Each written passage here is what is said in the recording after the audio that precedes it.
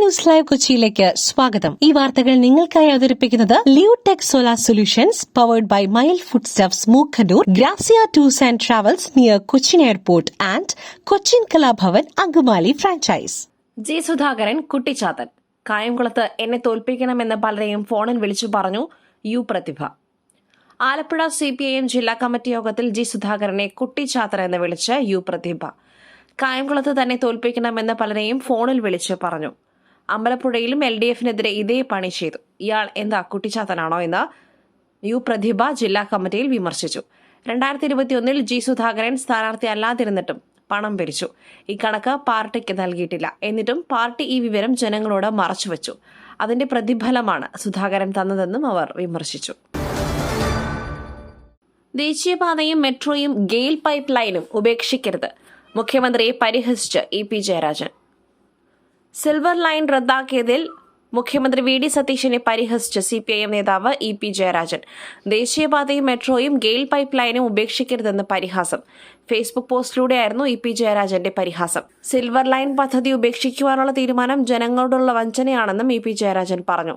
പദ്ധതികൾ നിർത്തലാക്കുന്നതിന് പകരം ആവശ്യമായ ഭേദഗതികൾ വരുത്തി മുന്നോട്ടു പോകുമെന്ന് പറഞ്ഞ മുഖ്യമന്ത്രി പറഞ്ഞതിൽ നിന്നും U-ടേൺ അടിക്കുന്നത് സംസ്ഥാനത്തിന്റെ വളർച്ചയ്ക്ക് ഉതകുന്നതല്ലെന്നും EP ജയരാജൻ ഫേസ്ബുക്ക് പോസ്റ്റിൽ പറഞ്ഞു.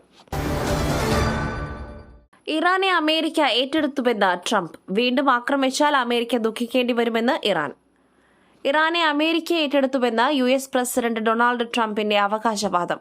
കരാറിലെത്തുവാൻ ഇറാന് ഒരവസരം കൂടിയുണ്ടെന്നും ട്രംപ്.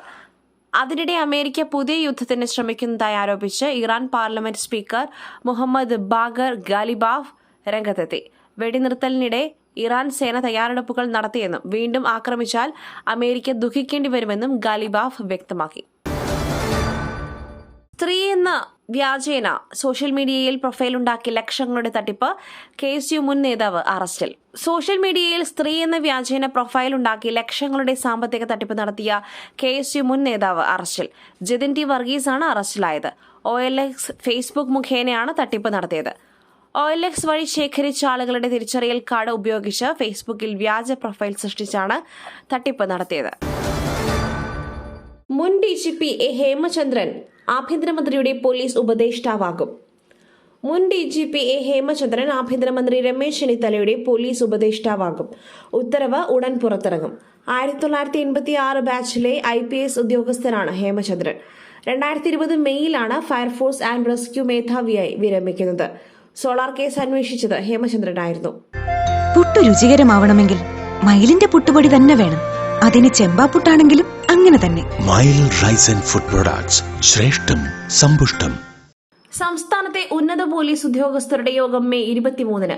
രമേശ് ചെന്നിത്തല അധ്യക്ഷത വഹിക്കും. സംസ്ഥാനത്തെ ഉന്നത പോലീസ് ഉദ്യോഗസ്ഥരുടെ യോഗം മെയ് 23-ന്.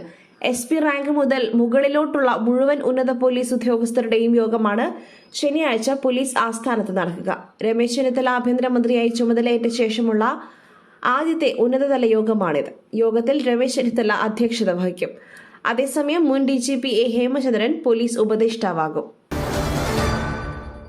മോഡലിംഗിന്റെ മറവിൽ സെക്സ് റാക്കറ്റ്. പ്രധാന പ്രതി സിന്ധുവിനെ എറണാകുളത്തെത്തിച്ചു. മോഡലിംഗിന്റെ മറവിൽ യുവതികളെ വിദേശത്തെത്തിച്ച് ലൈംഗിക ചൂഷണം നടത്തിയ കേസിലെ പ്രധാന പ്രതി സിന്ധുവിനെ എറണാകുളത്തെത്തിച്ചു. നാളെ കോടതിയിൽ ഹാജരാക്കും. കേസിൽ സിനിമ സീരിയൽ താരങ്ങൾക്ക് പങ്കുണ്ടോ എന്നത് പരിശോധിക്കുമെന്ന് പോലീസ്. കേസുമായി ബന്ധപ്പെട്ട കൂടുതൽ വിവരങ്ങൾ പുറത്തുവിട്ട മാധ്യമങ്ങൾ.